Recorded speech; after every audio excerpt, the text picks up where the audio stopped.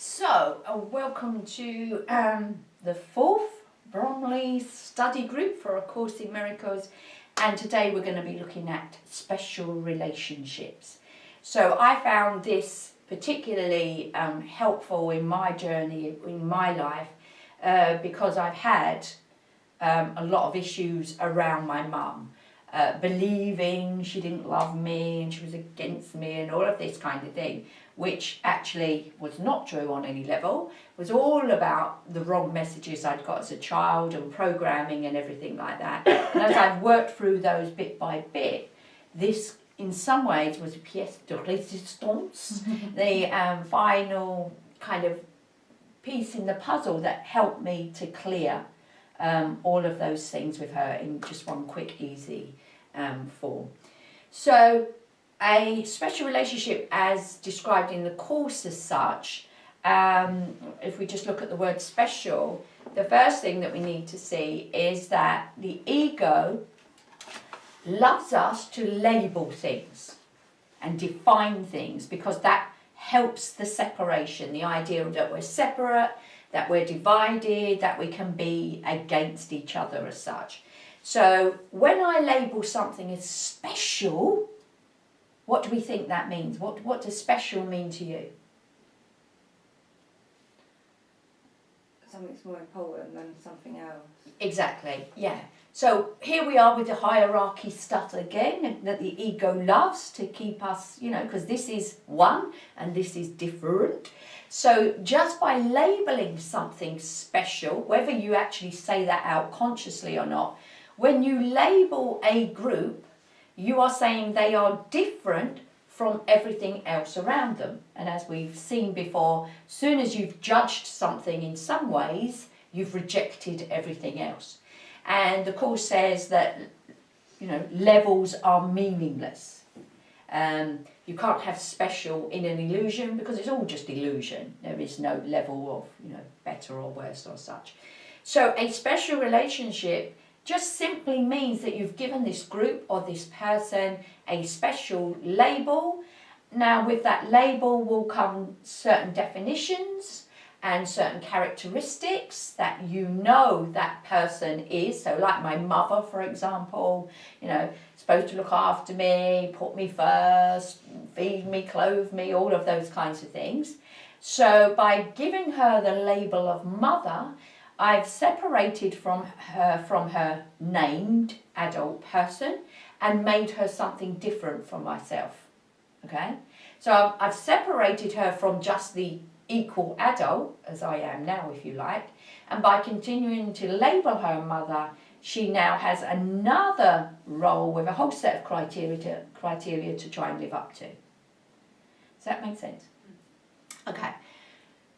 So the way a relationship again is a duality as such. You're in a relationship with everyone and everything. You're in a relationship with that settee, you're in a relationship with me, you're in a relationship with each other. And so that relationship itself, you need two to have a relationship. So that again has set us up as there's somebody else that's different and separate from us, and all of the other things that goes with that with the ego. So basically, just that definition, just those labels have already reinforced our left mind thinking, our ego mind, if you like.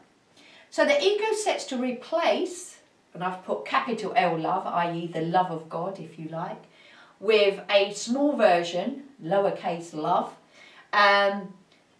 to replace what we feel we've lost from God. As soon as we had this mad idea, as the Course says, and we believed that we were separate or different, we kind of went, oh, I wonder what it would be like to be something other than God. And of course your thoughts are powerfully creative. From that point, the whole kind of universe comes, if you like. And what I realised all of a sudden, as I was telling that story about once you'd gone through the firewall, you couldn't get back in the Journey of Angels book. And so once we turned here, we forgot to go, oh, how ridiculous, and turn back. And once we've come here, then it almost becomes a self-fulfilling prophecy, because thought creates fault. We go, oh my God, what have I done? Fear, all the other things are created, and it just goes on and on and on. So we came from love, and you know, that was a very special kind of love, and we felt we had lost that, rejected it, or turned our backs on God, however you want to say it. And so now the ego says, don't worry, I'll recreate it for you. But obviously it's a poor version of true love, which is unconditional, one, unity, no judgments, no fears, anything like that in it, yeah? How do you feel about that? Anyone want to say anything about that? Recognise that from the text, basically. Yeah, I know I'm stripping it down and making it kind of a poor version myself, but just for the ease of clarity. So, as I've said, we create groups, others with differences. We project onto them, because remember, it's my definition of mother, what I believe a mother should do and be. Now, obviously, I've defined this from my past programming, what she taught me, what I've learnt from school, what I've learnt from books and films and media and all, and people around me, your mother's better than mine, and all of that kind of stuff. And so my criteria for mother, my file, if you like, is huge, because it's one of the most important relationships. Okay? Because in some ways, your mother represents God. Your parents are both God of your will, but more so the mother, because she has given birth to you, but you cannot give birth to her. But by being born, you make her a mother, in the same way that God created us, but we cannot create God. And so the relationship is one way. So for all intents and purposes, when I realised that my projections onto my mum were really just a microcosm of what I had projected onto God, because he should be loving me unconditionally, looking after me, you know, providing everything for me, so the ego tells me, then, you know, the poor woman hasn't got hope, really. If you've got to pretend you're God and act like God, and, you know, that's what you expect of me, you know, it's a tough call, isn't it? So we project onto them, and remember, when we project out and away, we're projecting what we don't want to own about ourselves, what we don't want to accept about ourselves. Just one moment. So I'll try to get in my door.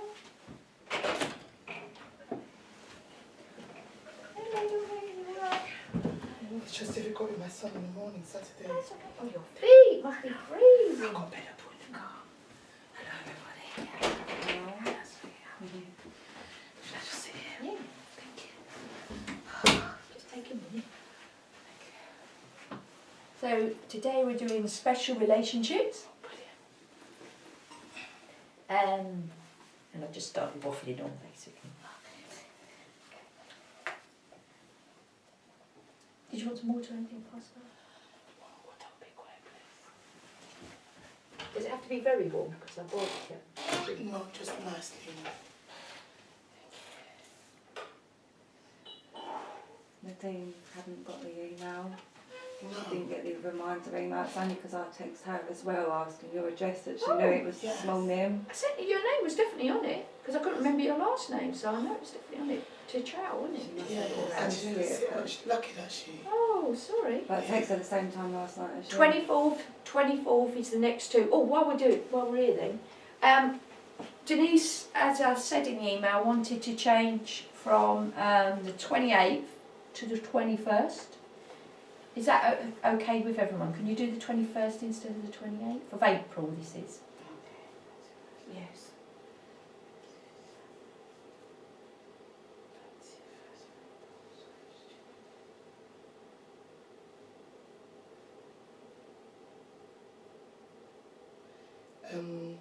I got somebody, the date of in April, what day was it?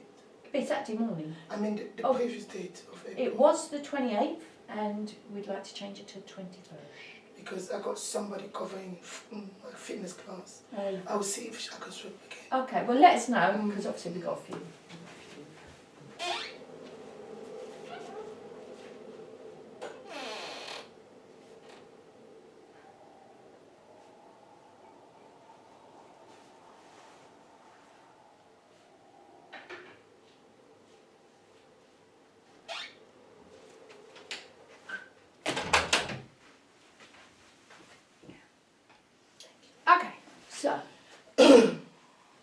I'm waffling on about. Okay, yeah, so remember when we project out onto somebody, we're projecting out what we don't want to see about ourselves. We don't want to own, we've denied, we've suppressed.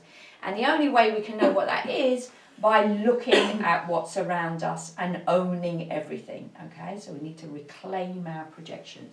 So we create groups with others, and that highlights our differences as such. We project onto them, we give them those special labels, and then judge them as good or bad against our criteria and our labels.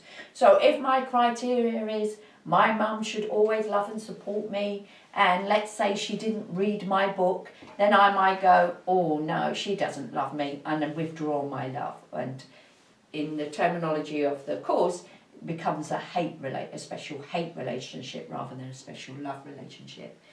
So as we project out on them and then we judge them, good or bad, we have now created our lovely scapegoats. So it's not me, it's my mum that's the problem, which I played that game all of my life.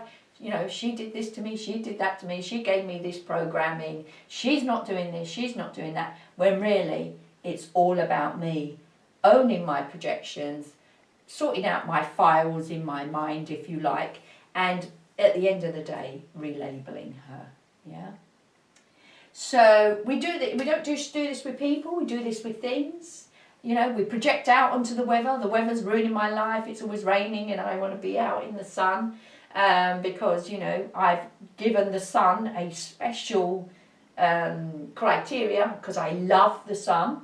I have a special love relationship with the sun and a special hate relationship with the snow or the rain or whatever.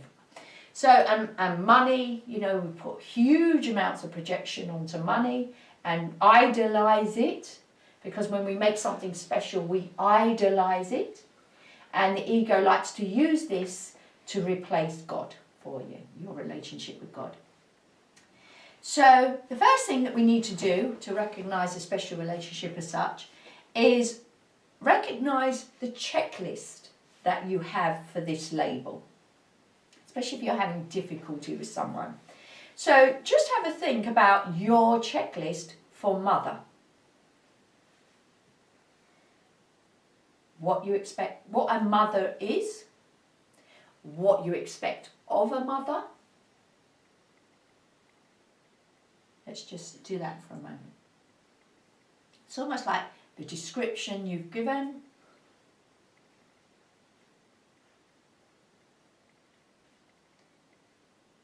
So throw me some things out. Mother, how do you define a mother? Protector. Protector.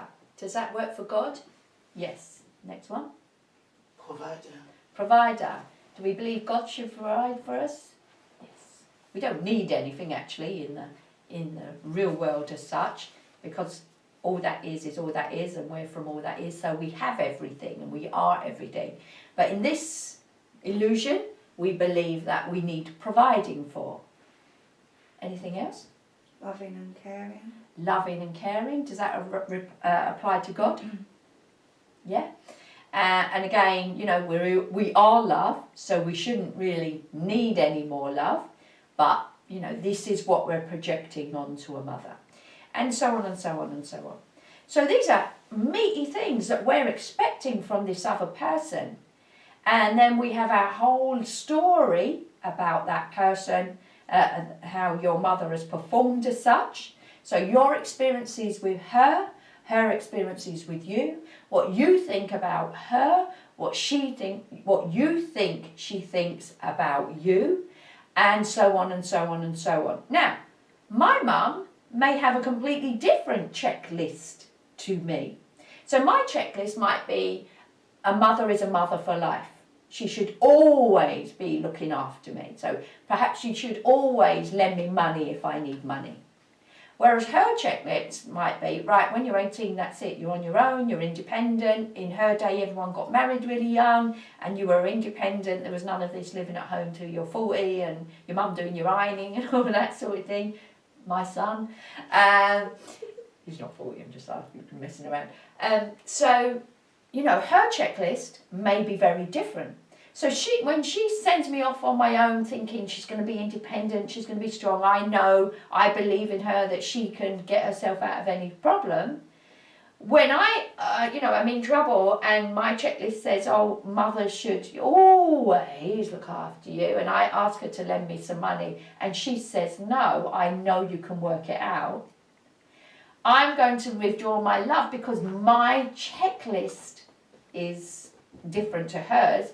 But remember, she's never going to see my checklist. Unless we have that open, honest conversation, which really, how many of us do? I'd just get the hump and go off. Selfish old bag and all of this kind of thing. Then we kind of suffer unnecessarily. So, first thing, if you're having problems with anyone or anything, is to recognise what your description, your expectations, your checklist says. This creates a file. I am just going to use the analogy of a paper file. It's because I like visual things. So, it creates a file. So, from day one, from the moment I was born, here's my file. Okay, this must be my mother. I look up, this must be my mother. Okay, and then like the mother bear and the cub has to absolutely follow and copy everything that mother bear does and says, otherwise it will not survive. You're right, Fanny. Otherwise it will not survive. So from day one, I am copying everything my mother says and does. She, every time, if she's a, sorry, It's because I'm allergic. oh gosh, yeah. Let's hope she mixed up. Go on your box. So every time, editing's going to be a nightmare today. Take two. Okay. Expectation. She lends me money. She doesn't lend me money. Where was I? Fine. So I have a whole file on her. And again, as we've said, from day one, I'm adding to that file, whether she's pleasing me, whether she's not, comes later. But at the beginning, I'm just adding to that file. This is what a mother does. Now, when I'm a baby and a young child, she feeds me, she clothes me, she protects me, all of those kinds of things. So that's all in there, because unless if you've got a paper file here, unless I actually go and rip the page out or Tipp-Ex it out and put some new information in, that stays in there forever. So when when my mum walks through the door, grey hair, glasses, blah, blah, blah, blah, blah, the whole file opens, including those she should provide for all my basic needs. So even though I'm like 40 odd, I'm still subconsciously, on some level, thinking that she should do this thing. Because that's got recorded as root programming, deep root programming, from which all of the weeds grow, if you like, or flowers.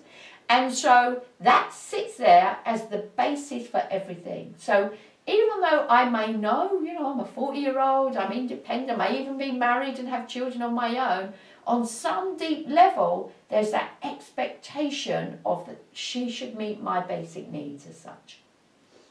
So we have to look at our file, and we have to update our file. And as we go along, we'll talk about that. So remember though, she's got a whole file on me. As I might be sitting there waiting for her to prove that she doesn't love me, because remember, how do I recognise her? So I recognise the easy bits, grey hair, glasses, whatever, but then I'm also waiting to fulfil the rest of the checklist because there's lots of grey hair people with glasses as such. So I'm thinking, on some deep level, I'm waiting to go, see, knew she didn't love me. See, knew she didn't care, And so I'm waiting to fulfil all of that checklist, because then I absolutely know it's her, because I need to keep reinforcing my reality. Because it's destabilising, isn't it? If suddenly she came in with green hair, she chucked her glasses away and, suddenly been enlightened, let's say, and was, walking on water, I'd be going, who's this? Hang on a minute, no, who's this? It would destabilise me for a moment. And so if we live life like that, we wouldn't be able to make sense of it. We wouldn't be able to live a coherent life as such. So we're always, on some level, waiting for our truths to be proved right. Then I could go, oh yeah, that's definitely mum. But I haven't changed any of my files. So I'm always seeing the past. I'm always expecting her to prove the same old things. I'm not even giving her a chance to be anything different. Okay? So, and her file may, as I say, may have gone, at 40, at 18, you're a grown adult, we are just grown adults. And I'm just going to treat you like my friend. And obviously our file for friends and our criteria for friend is something completely different.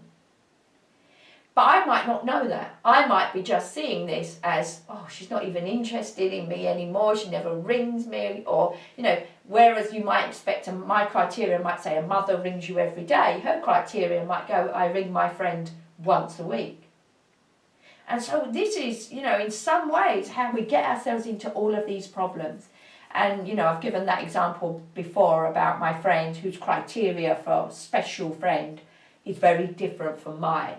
Her criteria was you should go round when she's upset and have a cup of tea and spend time reinforcing the negatives, and that's absolutely not my idea of friend at all, and that caused us huge problems. Okay, so as I say, all experiences remain in this file forever until you look again, until you're ready to say, this is my file, I'm the one that needs to update it. So a lot of my time I spend as a hypnotherapist getting people to look at traumatic events in their lives when they were just recording and they didn't have the critical ability to know anything different. And I get them to go back and look at it through adults' eyes and to re-imprint the memory as such with an adult's eyes. So, for example, I don't know, if your mother, poor mothers, beating up on mothers. If you're, have you got an example? Is that born traumatised already? Born traumatised, don't say that. But you can be, because obviously whatever your mother is happening to your mother goes through to you in the womb. So that's your root programming. So let's say my mother, okay, let's say I get lost in the precinct, okay? We're out shopping and I get lost. My mum lets go of my hand, looks at something on the racks, and I get lost, okay? Or she goes off and I've been looking the other way and, To that child, the trauma of being abandoned may be very powerful. Let's say that happened when you were 3 or 4. It's going to be very powerful root programming from which you'll have abandonment issues going forward, or may have abandonment issues going forward.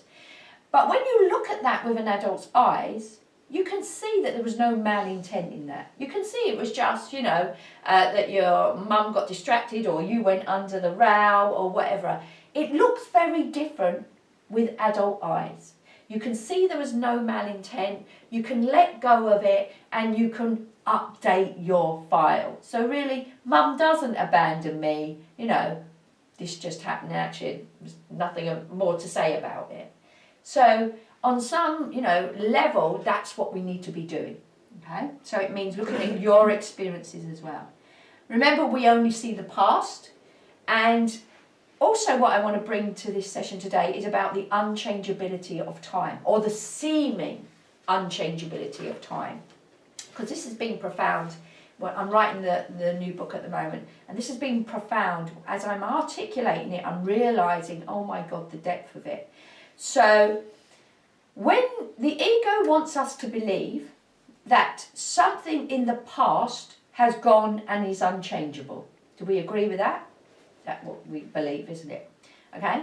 We also believe, tell me if I'm right or wrong, that the past creates certainly the future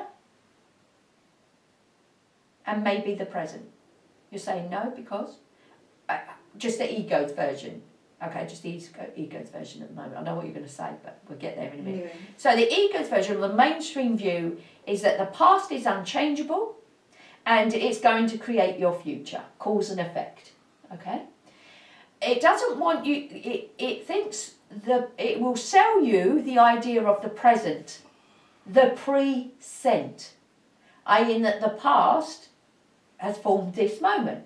It was the future, now it's become the present, the present, yeah? So if I went to bed last night and I get up in the morning, I believe that I went to bed last night, which is allowing me to get up out of the bed in the morning. Yeah? So the past created it was present to this moment now, it created my future. Present. Yeah? Okay. So I want to differentiate from the present from the now. Because in some ways the now is not in time. The now is space. And the Course does talk about, and it took me ages to get my head around this, space is now. Everything that's here and now. And time is an idea about the past or the future. So what is not in my space now, I think of as time or in time, and what is now, I think of as space. Okay? I know this is complex, you have to get your head around it, but I'm just putting it out there. Okay, so that's the ego's view of the world. Can we change the future? Most of us believe not, because, it's just going to be the effect of the past. However, some of us know, and some of us who don't believe that time exists, or time is very flexible, time actually is just an idea, because as Einstein says, he says something like, a minute with a pretty girl is nothing like a minute on a hot stove. A hot stove will feel like it's hours that you're on there, and with a pretty girl, time will go really quick. Okay, time flies when you're having fun as such. So time isn't a set thing. Think about New Year. New Year here is in the past for the Australians and in the future for another country. Okay, so time is about you. It's your time. And in the olden days, what are we doing by measuring time? Actually, we're measuring distance through space, because really it comes from the sun when it rises and falls. That's how we say what time is. And I find this really interesting. We're measuring light. And what are we?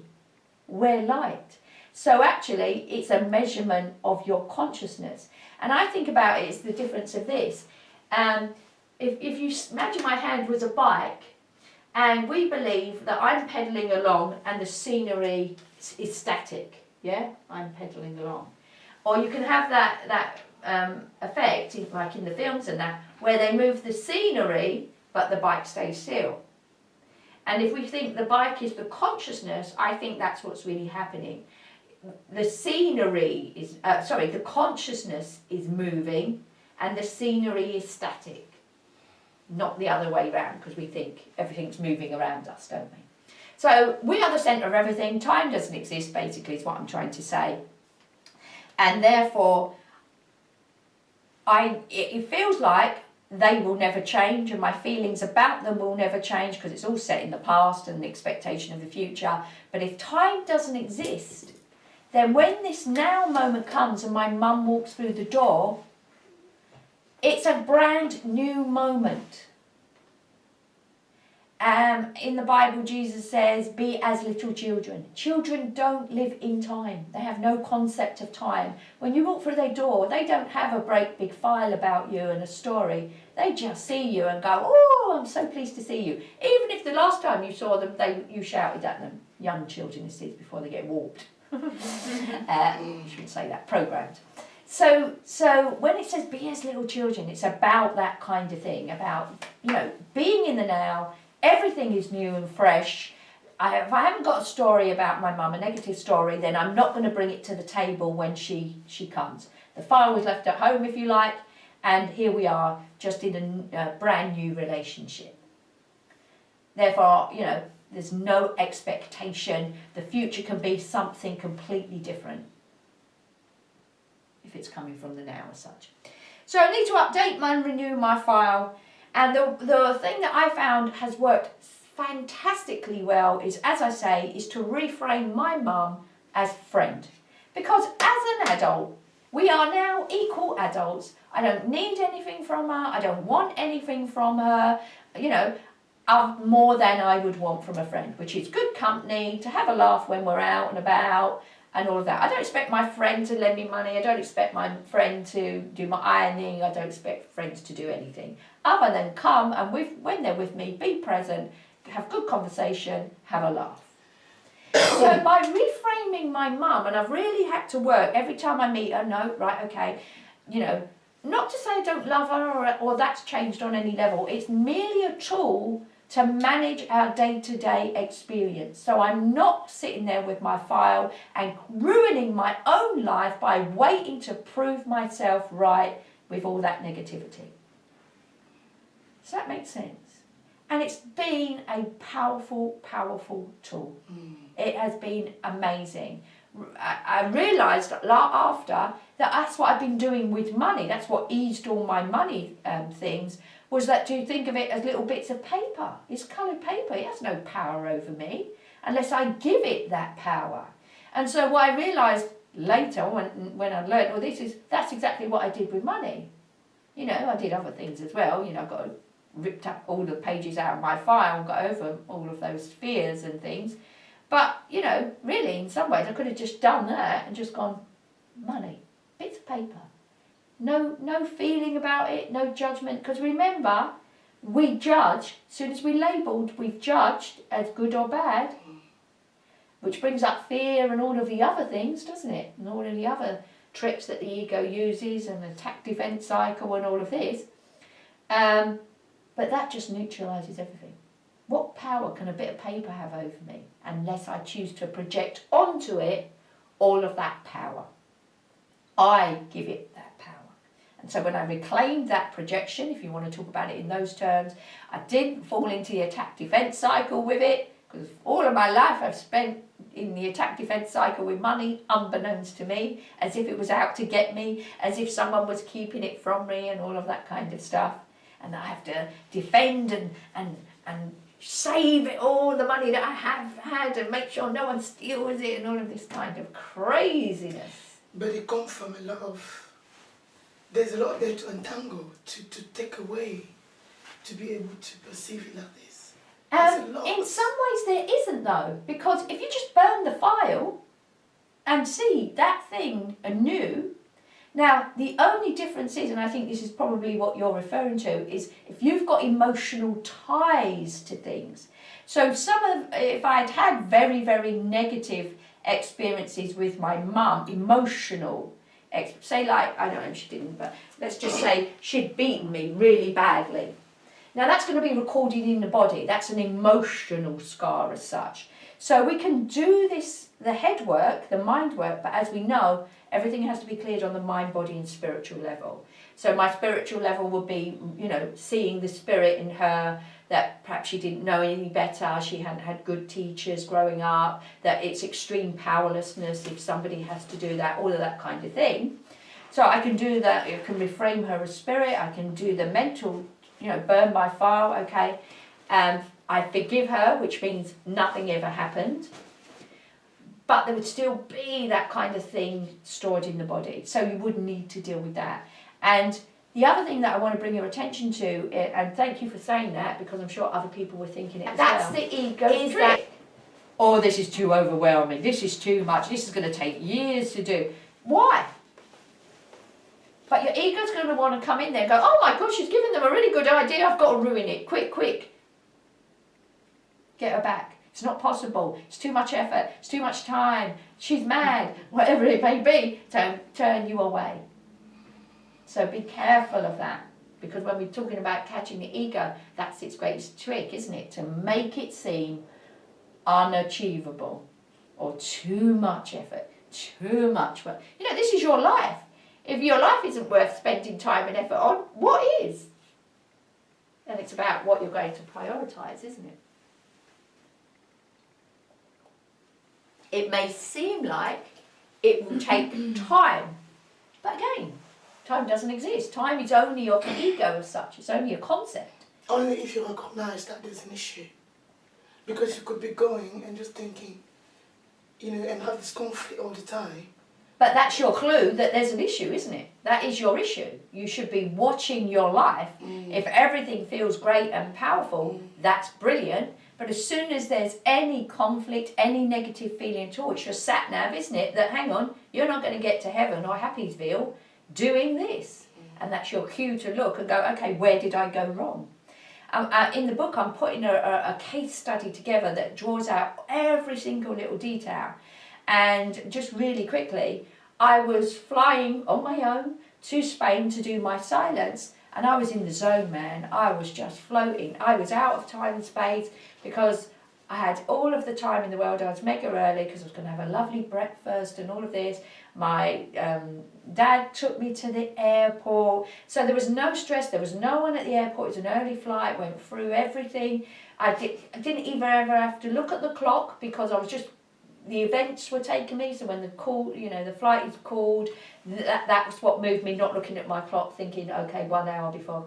So I was just like in the zone. Everything was flowing. It was like it was one piece of paper, and when this bit moved, the next bit moved perfectly and sort of shifted me here and shifted me there, and it was fantastic. I was on such a high. And then something changed, and from that moment on, it spiraled. Okay, so by the end of the day, I was just like, oh, it was a nightmare. And I thought, what went wrong? And so that's my cue, isn't it? That's my, at the end of the day, my review. What happened here? Because if I can find what happened here, I can stop it the next time. And I traced it back to this one moment. Now, I was flying EasyJet. There are other airlines available. Sorry, I couldn't resist that one. I was flying EasyJet. No luggage, just hand luggage. What's the thing when you fly hand luggage on a budget airline? Lack of locker space on the plane. So when you fly EasyJet without luggage, it's a dog-eat-dog world. You've just got to run to get on the plane to try and get your case above where you are sitting. And the past is playing here because the last time I did that, I had to put my case far down the other end because I was sitting there chilled and I don't have to rush. What were all these people rushing for? You didn't know the game. And so my case went right down the other end of the plane, and which meant I had to wait to last to be able to get off and go and get my case. Now, in reality, it wasn't even a problem because, you know, I got off and caught them all up at passport controls. But, you know, this kind of dog-eat-dog competition thing, we're separate, we're against each other, all of that, the ego had successfully brought to my attention, because, you know, it wants to sabotage this, oh my God, she's going to float in a minute, I've got to get her somehow. And I was sitting, we'd gone to the departure gate and we're all just sitting around, and I started to notice people huddling at the, you know, the barrier. And I'm thinking, what are they all huddling at the barrier for? That's the mad, crazy idea that ruined the rest of the day, if we want to do the mirror. And I realised, suddenly my thought was, oh, I better get up and get in the queue. And that, what the ego had successfully done, had changed my attention from one and no problem into now there's us. Me against you, in competition for that locker space, fear, scarcity, division, separation, it's all there, projection onto them and everything. And from that moment on, and I think because I was so high, the fall was going to be really bad. And but being able to trace it to that one moment, it just keyed something to me. And I just saw that one moment where we forgot to laugh, where we looked that way and forgot to laugh, because I looked that way and forgot to go, it'll be all right. So what if I have to put my case down the end? Who cares? I'm in no rush. I'll catch him at passport. No! So it was, oh God, it was such a lesson. And as I say, I'm going to really draw out everything in the book. So I didn't you could say I hadn't updated my file from the last time that I flew EasyJet, which I shall definitely be doing next time. Okay, so our special relationships, we have to look at what we're projecting onto this person from that checklist. In a special relationship, there's always the confusion of cause and effect. So here I am blaming my mum. She's the cause. Look, she didn't read my book. She doesn't love me. When really, what is the cause? What is the true cause of my suffering? What is the answer all of the time? Me. Because it's not about her not reading my book. It's that I'm taking it personally, that I'm seeing it, defining it, telling myself a story that it equals she doesn't love me. It doesn't. Might not be her kind of book. She might not have on her checklist, must read every child's book.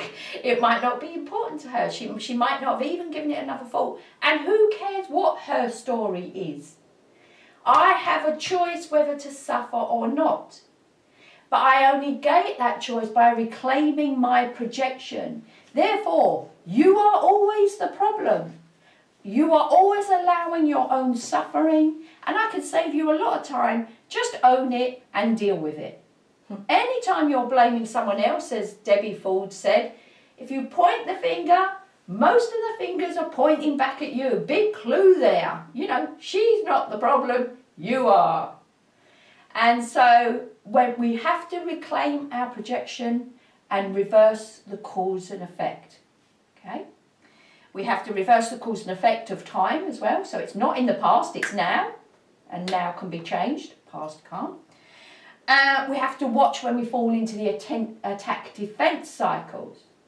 Let's say, I say, Mum, have you read my book? And she says, no. Oh, I haven't had time yet, or whatever. Now, I go, why haven't you read my book? Or, well, right, don't bother then. Or, you know, I either get into the attack, or I get defensive about it, and she's either going to attack and get defensive about it too. Okay, so we're just now in a horrible row, a horrible argument. Again, I withdraw my love, it turns into a special hate relationship or whatever. And there is our suffering, and there is what happens to us all of the time, okay? So how are we going to reverse that? How are we going to stop that process? So the only way that you can do it is to recognise when you are falling into that cycle. This, and in some ways this is the practice. So I have to recognise, and I will feel it, won't I? You feel when you get angry or defensive. So when she says, no, I haven't read the book, and I feel that, and I feel I want to say something else, I might take a breath and go, oh, okay, that's no problem. So in some ways what I've done is gone in one ear, out the other, there's no attack here. I haven't a story about this. Or I could do it, you have free will to do whatever you want. You know, as long as I don't see that as an attack, it ends there. And it's my responsibility to end it there.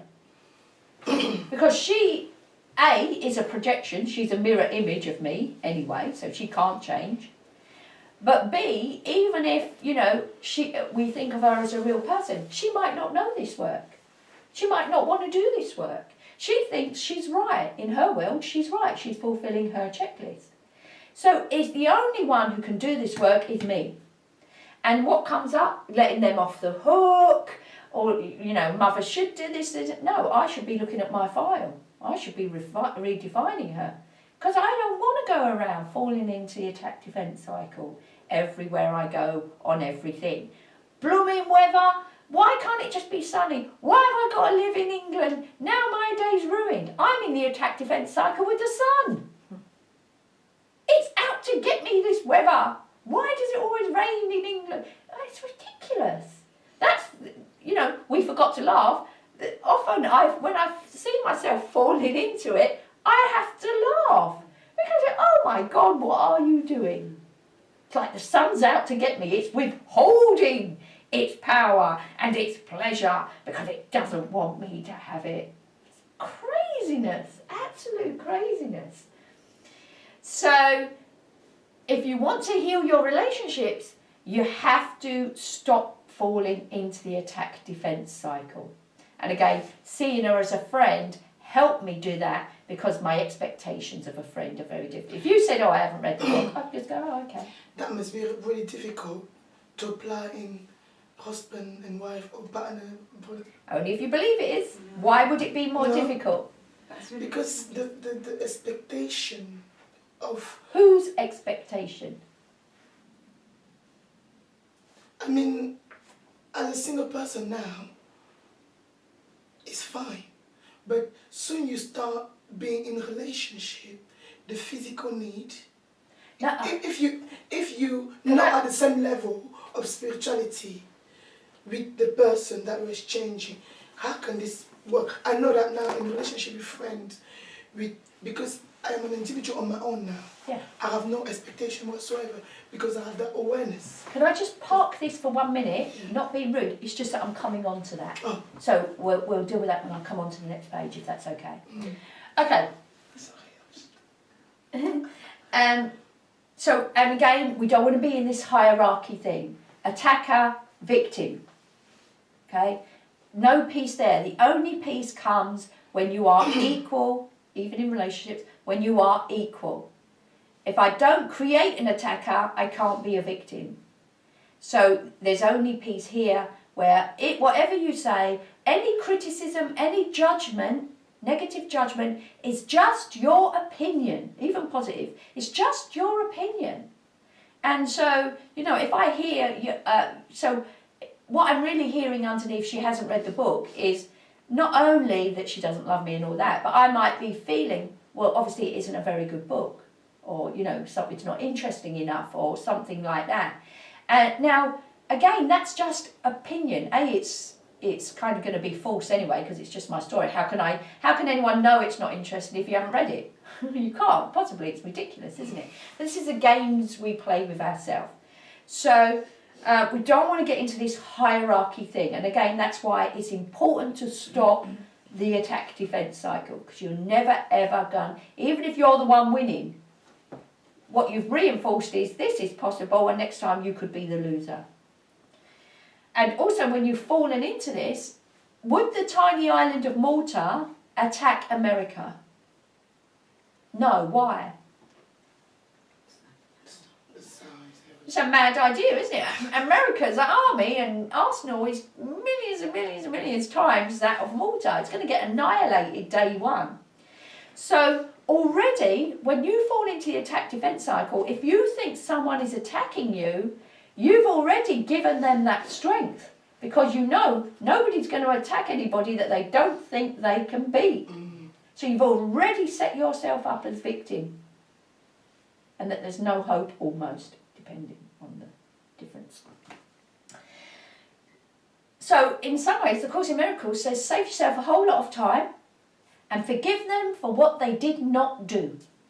Because she's my projection, she hasn't attacked me unless I define it as an attack, so there's no story here, nothing to see, nothing has happened, and that's true forgiveness. That's that's God's forgiveness as such. It doesn't really have forgiveness because in oneness you can't do anything other than be. So his love doesn't, nothing can be attacked, so you don't need forgiveness as such. But the ego's version of forgiveness, if you like, is I'll let you off the hook. I'll take the bigger road, higher road, and I'll say I accept your apology, or I won't talk about it anymore, or whatever. But what you've just reinforced is that the attack happened. And so you might be able to forget. You might truly be able to forgive. And as I say, the true forgiveness is that nothing ever happened, be in the same space. But how many times do you hear, oh, I've completely forgiven him, but I'm never seeing him again. Don't want to see him again. Oh, I've had a pound for every person I've met. So I'm not speaking to I haven't spoken to my dad for 30 years. No, I've forgiven him. It's not affecting me. Yes, it is. Otherwise you would be in the space with him because nothing happened. Well, that's when they say, they'll forgive but not forget. Yeah, but that's not forgiveness. That's the ego's. All right, I'll let you pretend. I'll let you play the game that you've forgiven so you can feel a little bit better about yourself. Yeah. I really know you're down here on it. Because even if he isn't in your conscious mind, it's affecting your vibration. So, you are in a relationship with everything and everyone. Relationships of any kind, because they're dual, reinforce separation, division, which then allows scarcity, limitation, all those things to arise. Levels of specialness are meaningless. So at some point in the Bible, Jesus is told, he's in the house with his disciples and friends and things, and he's told his mother and father are outside. And he says, these are my family. And they kind of all go, oh, he's like disrespected his mum and dad. But what he was trying to show is that they are no more special than anyone else, or they are as special, if you prefer to say it that way. We are all the same. We're all one. Just because I've given them label of mum and dad doesn't make them any different to someone with label of postman or whatever. Everybody is my brother as such. And the Holy Spirit will reinterpret your relationships to make them holy.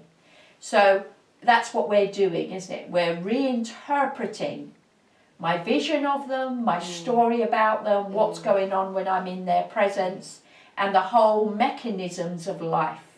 Love. To come to. So we're pulling down those barriers that stop me being loving, that stop me being able to see the Spirit and to see them as my brother, and therefore only love and light can be in its place, can be revealed. Any questions before we have a cup of tea? Which is an amazing purpose, isn't it? Yeah, so if you get to this stage, like we say, oh, I forgive but I won't forget. No, you haven't.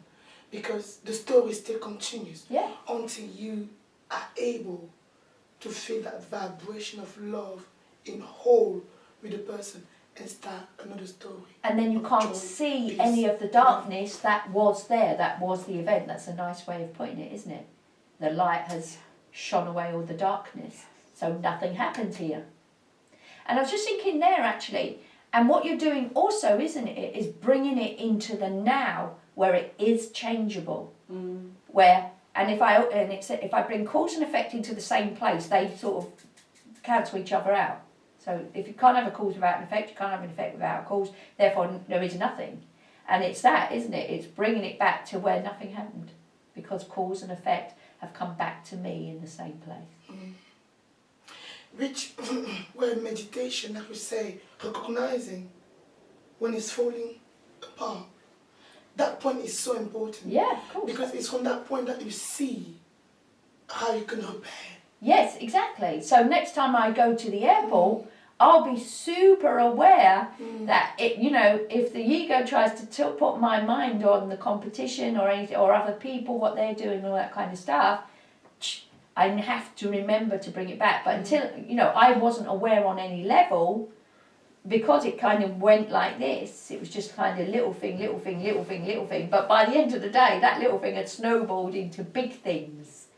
But that's why I did, although I must admit I did feel the drop, but I didn't pay enough attention to, because I didn't realise the thought, but I did feel, the difference in my vibe, because I'd kind of gone into the world as such, is the best way I can describe it. Which is where, throughout, you get, when you meditate then, the emotion that you have at time could lead you then to see something you don't even know.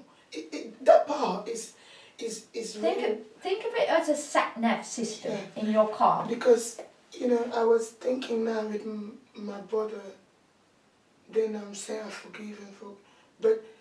But you see, I'm love. I am love, therefore I have to have those practice to confess or to bring into that really truthful, because you can't forget without the conversation, without the communication, without an acknowledgement. To get to this wholeness, you have to feel that central energy to be able to even speak your wrong part But you see, you're It's is when the this past is this one event that happened in the past Yes. that you're referring to? Yeah, How because did you it's feel about him before that event happened? Oh, the Totally love. expectation. It No. wasn't love. If I go back to the past, you were born in a family where as a sister you're going to look, I understand all the tanglement, what have The happened. files. Then I put him in the file, have expectation of him. If I've done this to you, I expect you to do that to your brothers too. Yeah, okay. But it went far to say that, to understand in me that it wasn't love. That wasn't love because I wanted to prove to people of my community that I'm pulling my brothers and sisters out of poverty. So there was rivalry and competition around it. Yeah. So as I brought him here, I had great expectation for him to continue the family work. Okay. But he didn't. Because he has a choice. He has his attitude, no. Then I hold him tight. I said, you're going to do this, you're going to do that. Bullying him, you have not done, you never achieve, you let everybody in the family down and everything. It's when I've reached to this level that I'm feeling he's a poor guy, a poor boy. Let's do it through this. So you've projected onto him your checklist of what a brother should do and what a brother should be and what a child should do and all of those kinds of things. The confusion of cause effect, you're still playing because you're saying he's the problem, not your expectations and things were the problem. The attack defence side, because you went, you should do this and you should do that and all of that, so you were in the attack defence side. I've done that for you. I gave you all the money of the world. Yeah. Okay. And who's feeling that anger when you're telling it? You're suffering. Yeah. Into the hierarchy. I'm your sister. I brought you here. You owe me. All of this kind of thing going on.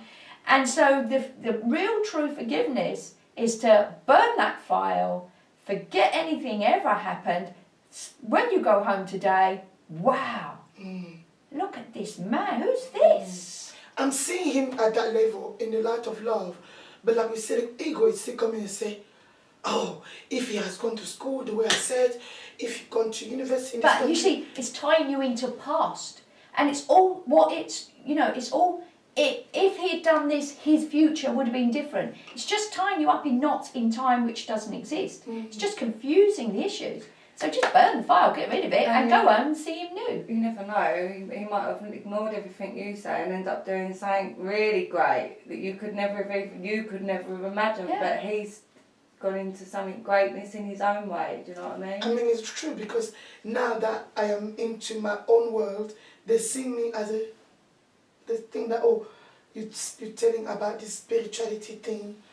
It's nothing from the expectation. But it's that's their story. It doesn't have to affect you. Okay? Does that help? I'm just really, it helped a lot. I can't believe I've seen this because it was something that I was really going through. But I'm really looking to feel the empowerment to bring us to that love. But you're thinking there's something that you need to do to get there. It's very simple what you need to get there. Just see him anew. So rename him. Has he got a middle name? So in your mind, start going, okay, here's Ronald. Wow, Ronald. Hi, nice to meet you. Be like a friend because you have no rights over his life. Everybody has free will. He can do whatever he likes. He doesn't owe you anything. You brought him over here. That was your decision. You paid for him or whatever else you did. That was your decision. And remember the reciprocal relationship of giving and receiving. It's not a gift, if it's a loan in some ways. So we have to just, it can be really quick and easy. I know, it depends on all the emotional stuff and that. But theoretically, it can be really easily. Be as a little child. I think I said it to you, didn't I? I said I've sorted out a lot of issues with my mum. Yeah. You was like, what, it's gone? And I went, no, I just saw her through completely different eyes one day. Yeah. It was after thinking all this kind of stuff. Yeah. Suddenly looked at her and she's just brand new. Yeah. And the slate was clean. That's exactly it. And you kind of work till you get, and I like it in the course because it says God always takes the last step, and it's almost that, isn't it? You do your steps, you walk, and then God goes, boom, oh look. Then you get the forgiveness. Yeah, it's like that. it's done. Yeah. So we did a little bit Yeah. last time on the reciprocal relationship of giving and receiving, and this is really important in our relationships because it just doesn't work with things. So as we said last time, the ego is in a relationship to get something, okay?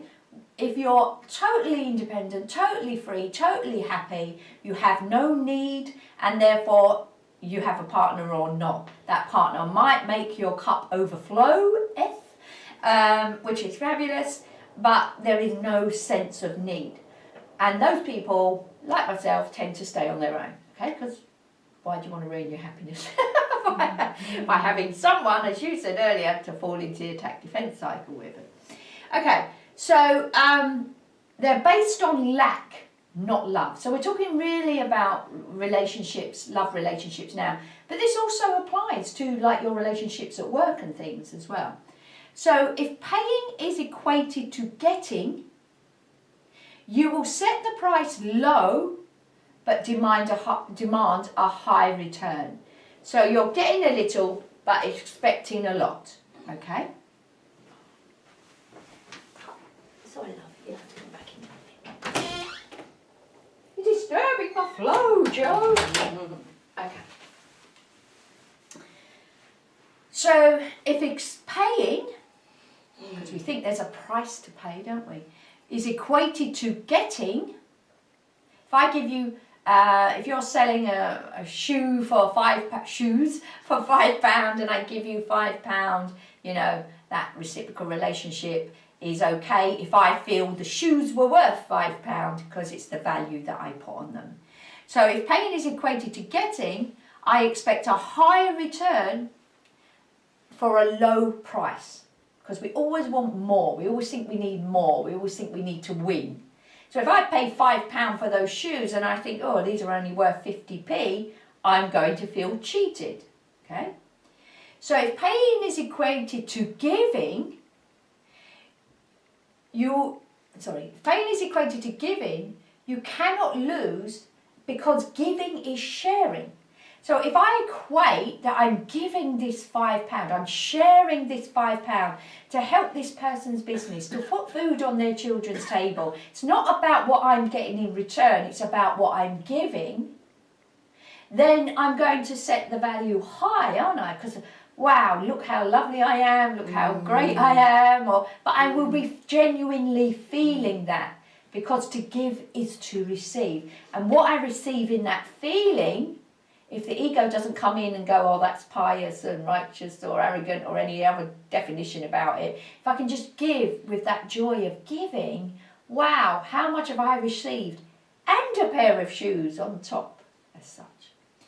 So we set the price high due to the value of the return. It makes me so happy seeing your little face. And the lady in the class, I think I've said before, told me that story of the little man in Morocco. It was on the TV and the presenter was bartering with him and got him down to a really low price and took the merchandise, and the little man's face was heartbroken because a few,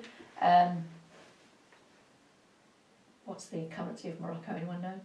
Begins with D. Dira. So a few dira to the presenter was no value, but to that man it was difference between perhaps putting food on his child's table or not, let's say. Okay, so the value to him was higher, and he'd received low value return. Okay, so the presenter saw his face, felt bad about it, and ended up giving him the full price plus 50 more dira. Okay, so the joy of that, making it okay and seeing him so happy and so grateful because he was hugging him and everything else was worth so much. Now, to him, that might have been like 50p, but the joy of what he received in its place was, you know, unmeasurable, if you like. So the price for getting is to lose sight of value when we equate something with getting rather than receiving. We lose sight of the value, making it inevitable that you will not value what you receive. Because remember, I'm pricing it. Valuing it little then we don't want it. So let's talk about a relationship as such, make it a bit more simple. If I start off in this relationship to get something, I'm already not coming in for a very high vibration place, am I? Because I've already said I'm lacking. I need to get something from you to fulfill me, okay? So last time we talked about our atoms with the electrons in, and let's say if your outer circle is a 2, you're going to look for an 8 to complete you. So I need to get all of this from him, okay? And he needs to get from me as well. But if I'm getting 6 from him and he's only receiving 2 from me, or the other way round, then we're going to feel out of balance. One is giving more than they're getting back, and the other one might feel, they're not giving enough. So in a relationship, unless you're both 10s, unless you go in there, I need nothing, I want nothing, just be really nice to have someone to go out with, let's say, peace lies there, equality lies there, oneness lies there. Because feeling that you need to get something, hierarchy has come in, projection onto them that they need to give you this, that's what they're there for, that's where their worth is. And if they provide that, happy days, I will love them, and if they don't, I will withdraw my love, and it will become a hate relationship as such, okay? So that's why we're never happy for long, because we are actually not going in like this, we're going in like this, and there's no peace in that at all. And value what you give to receive value from it. So if I'm not putting much in it, let's say I expected him to provide for me, be home every night, do the washing up. And he doesn't do that, and that's what I married him for, because this is what I needed from him as such. Now, he hasn't fulfilled his part of the bargain, so I feel cheated. I will start to put less in, to give less, because I feel I'm receiving less. We're equating giving with getting, which isn't the way to do it. I should be just doing it. I should just be loving him for who he is. Hierarchy, separation, division, the attack-defense cycle, or you haven't washed up, you haven't pulled your weight, all of this kind of stuff goes on. So we seek a special relationship to make us complete. We say that, don't we? He's my other half, my twin flame, makes me complete, we're one when we're together, all of that kind of stuff. But then we give ourselves away. So not only are you taking from him, which makes you feel guilty because you know that's not the right way to do it anyway, and has put you in lack and need. But now also, I'm not giving much in return. And I'm going to feel guilty about that. And so, if I'm not valuing myself when I go in, what actually of worth am I giving? Not much. He may value what I have to give, that's a different story. But from my point of view, I'm going to know, how can he love me when I'm so worthless, or whatever it may be. And then I spend my life trying to please him, trying to keep him, trying to do everything for him, all the time feeling more and more less empowered, more and more resentful, and we all end up having a horrible time. So nobody wins from it. So we've given ourselves away to someone that we've perceived as better. Then we feel guilty because we are taking more than we are giving, perhaps. And I know this on some level, what I'm doing, and the guilt comes. But then also, you have to remember that this becomes a codependent relationship. For me to be complete, I need what you have. For him to be complete, he needs what I have. We're now dependent on each other to keep our cups full. So it becomes codependency. And there's I think it's in the Course in Miracles where it says codependency breeds contempt. Because it's not that person's job to fill your cup. They have the free will, they can do it or they're not. But if you're depending on it and they don't do it, you're going to hate them if they do, because it's just reinforcing your weakness. And you're going to hate them if they don't, because they should be doing it. Either way, you're weak and you've lost. Love can only increase and extend, therefore it cannot be love. Because we should be fulfilling each other. We should be just giving, giving, giving without any thought of the return, without any expectation of thanks, without any expectation that they should do this in return. I used to think if I won the lottery, I'd like give the kids, my nieces and nephews and things, like, I don't know, maybe £1 million each, but they've got to put it away until, you know, it's for a house or it's for, and then when I learned all this, I thought, God, that would be, no wonder I never got it, because that would have been terrible. That's like a loan, isn't it? That's saying, I'll give you this £1 million if you live your life the way I think that you should live it. That wouldn't have brought any of us happiness. We have also just reinforced that we are divided, separated, less than, or as I say, and incomplete. If we're saying we need a relationship to get something, we're reinforcing that we're incomplete. Again, so our relationships just continuously foster exclusivity, because you're in one relationship with one person, so everybody else is now not in our special relationship and therefore has dropped down, even if it's subconsciously in our estimation as such or in our viewpoint, reinforcing differences.